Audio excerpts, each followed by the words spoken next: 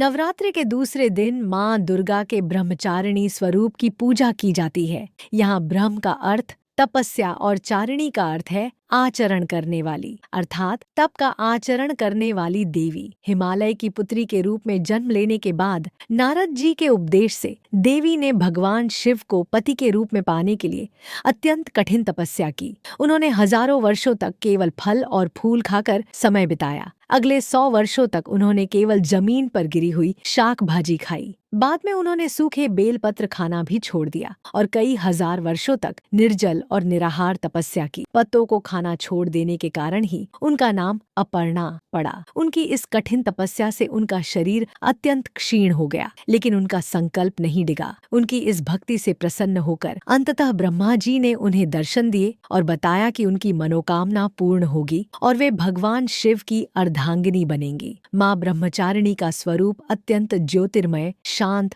और भव्य है। वे श्वेत वस्त्र धारण किए हुए नंगे पैर चलती हैं, जो उनके तपस्वी जीवन को दर्शाता है। उनके दाहिने हाथ में जप की माला है, जो निरंतर भगवान के स्मरण का प्रतीक है। उनके बाएं हाथ में कमंडल है, जो एक सन्यासी के साधारण जीवन को दर्शाता है। उनकी पूजा करने से भक्त के जीवन में कठिन परिस्थितियों में भी मन विचलित नहीं होता। निरंतर संघर्ष करने की शक्ति प्राप्त होती है। मन में एकाग्रता और नैतिकता का संचार होता है। कथा सुनकर अच्छा लगा हो तो वीडियो को लाइक करें। ऐसी ही अनेकों कथाओं को सुनने के लिए हमारा चैनल सब्सक्राइब करें।